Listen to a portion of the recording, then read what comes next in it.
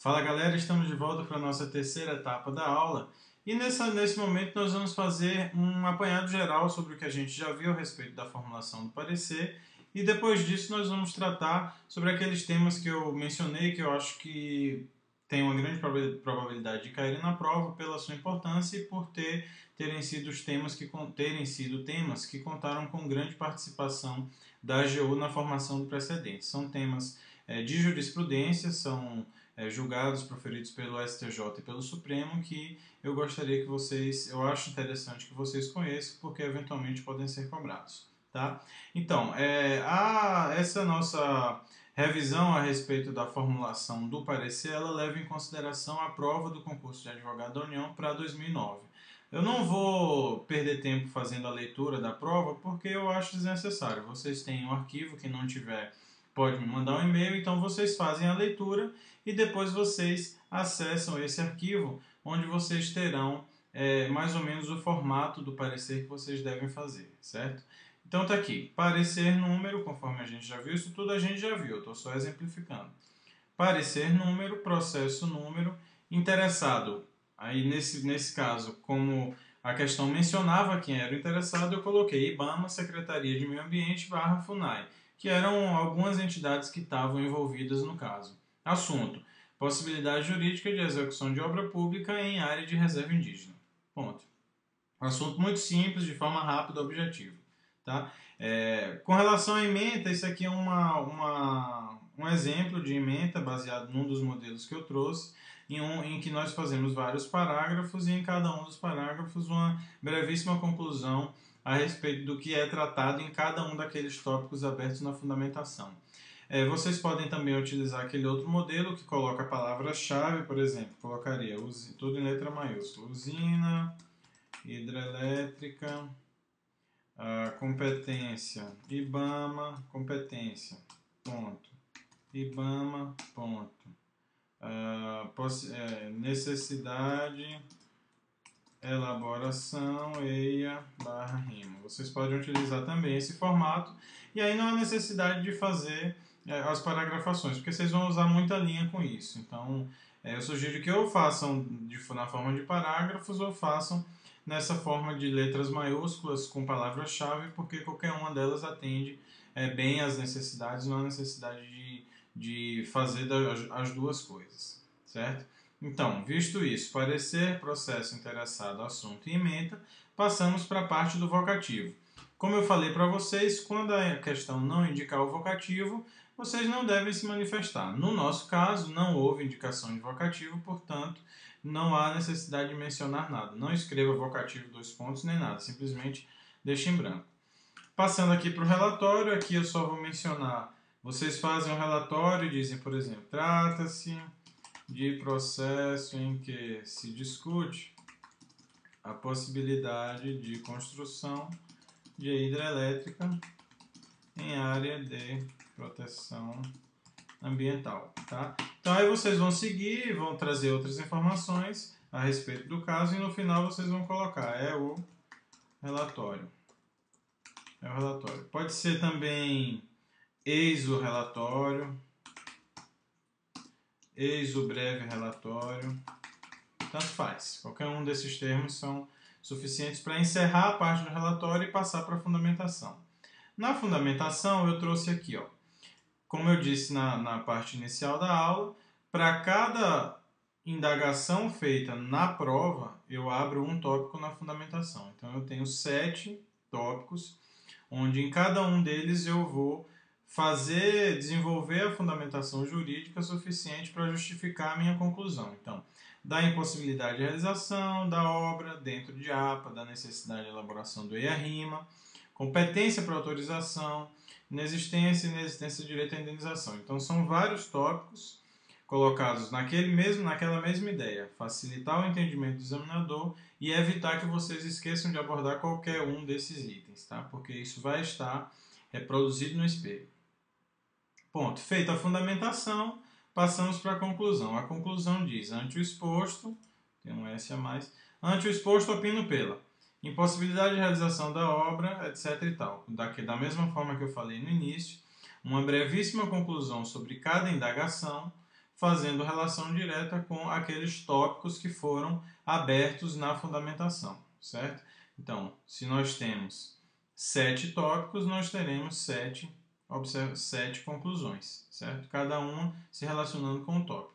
É muito simples, depois disso, depois da conclusão, é o parecer, a consideração superior, ponto, local, data, local, vírgula, data, para evitar aquele lance da eliminação por identificação, advogado da União, sem matrícula, sem OAB, sem nada, simplesmente advogado da União. Lembrando que vocês devem observar as instruções da prova para ver se a prova indica que vocês assinem de outra forma. Pode ser que sim. Se ela indicar, tudo bem, vocês fazem de acordo com as instruções. Mas eu acho muito difícil ela não indicar que você assine como advogado da União, tendo em vista que o concurso é para o cargo de advogado da União, certo? Então esse é o esqueleto básico da prova, é muito simples, muito rápido, muito fácil, nenhum problema com ele.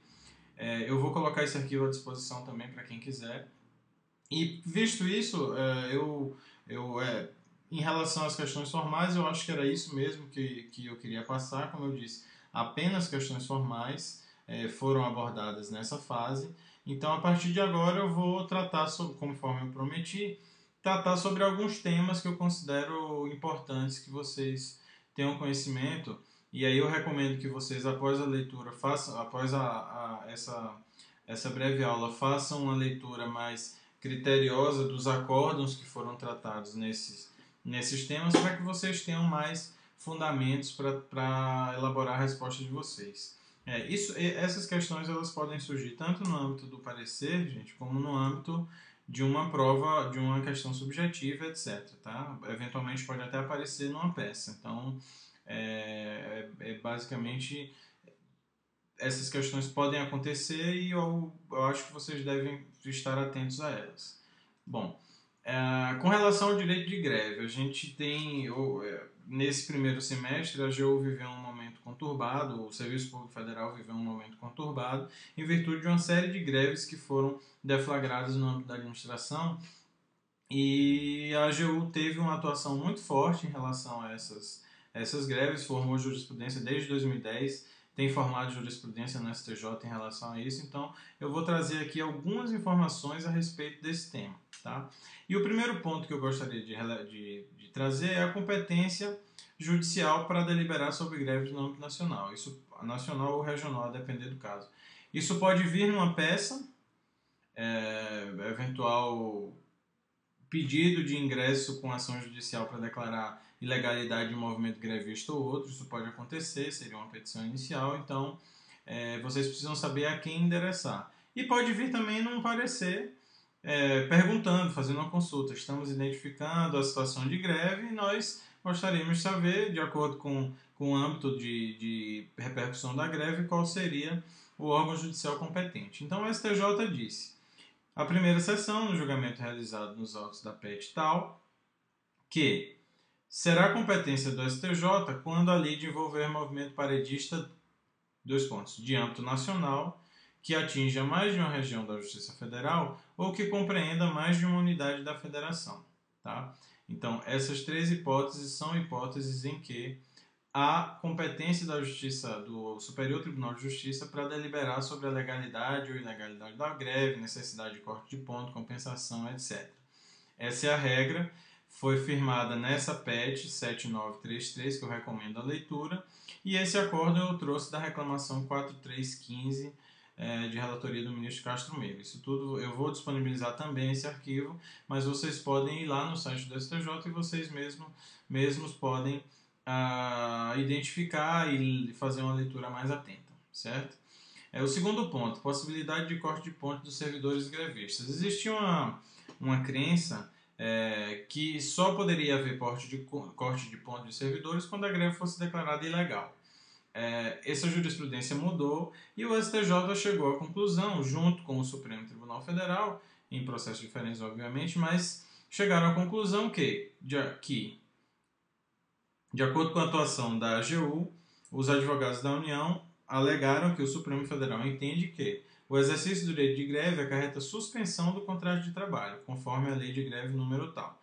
e por esse motivo os servidores não têm direito a trabalhar a remuneração dos dias em que deixarem de trabalhar. Então foi isso que o STJ disse, pode cortar ponto, isso tem sido aplicado em muitos casos. Esse é um ponto específico que pode cair inclusive numa peça, eventualmente uma situação em que um juiz de primeira instância, num pedido de um sindicato, proíbe o gestor de cortar o ponto.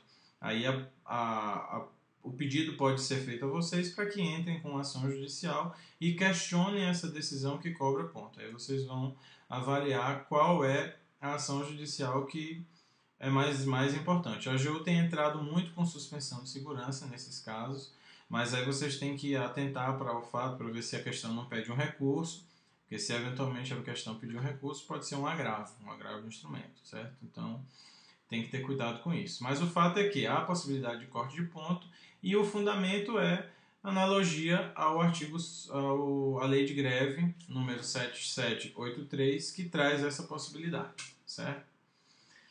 Aqui é um outro julgamento do STJ no MS 13.600. É possível desconto dos dias parados em virtude de greve, porquanto, nos termos do artigo 7º da Lei 7783, a paralisação suspende o contrato de trabalho. Verifiquem no Vadmecum de vocês se essa lei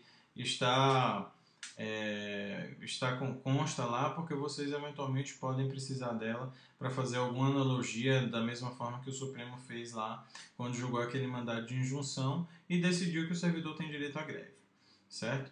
Possibilidade de compensação das horas não trabalhadas. Isso aqui um dos argumentos da União para pedir a possibilidade de compensação era pela discricionariedade da administração. Por quê? Porque, eventualmente, em algumas situações, não há interesse da administração que os serviços sejam recolocados por meio de compensação. Há servidores que não podem trabalhar mais de 8, 10 horas, enfim. Há vários critérios que devem ser levados em consideração pelo administrador para saber se pode compensar ou não. E isso tem que ser deixado ao critério da administração, ou seja, primeiro, qual é a primeira medida? É legal o corte de ponto. Se eventualmente a administração entender que não há que há possibilidade de compensação, então ela não corta o ponto e manda compensar. O STJ disse nesse julgamento disse o seguinte, que é pacífica a jurisprudência pelo Supremo que é lícito o desconto dos dias não trabalhados. Aí ele diz, nas ausências justificadas, decorrente de caso fortuito ou força maior, o servidor tem que comunicar à chefia imediata que pode autorizar a compensação. E aqui mais embaixo ele diz que a falta decorrente de participação em movimento paredista é considerada justificada e, portanto, pode ser compensada, evitando desconto da remuneração. Mas isso sempre de acordo com o critério de conveniência e oportunidade da administração. Outro ponto bastante interessante é sobre a legalidade na realização de operações padrão. A Polícia Federal tem feito uma série estava fazendo uma série de ações, principalmente em aeroportos, para chamar a atenção da sociedade, etc. E isso gerou uma série de inconvenientes e a AGU prontamente atuou numa ação judicial ajuizada no âmbito do Superior Tribunal de Justiça e ficou decidido que operações padrão onde os policiais federais se utilizam das suas prerrogativas legais para atingir fim diverso, ou seja, chamar a atenção do governo para a questão salarial, significa abuso de direito e, portanto, significando abuso de direito, são ilegais as operações padrão. Tá? Essa é uma decisão muito importante, ela é novidade, não se tinha essa noção, então é muito importante que vocês saibam.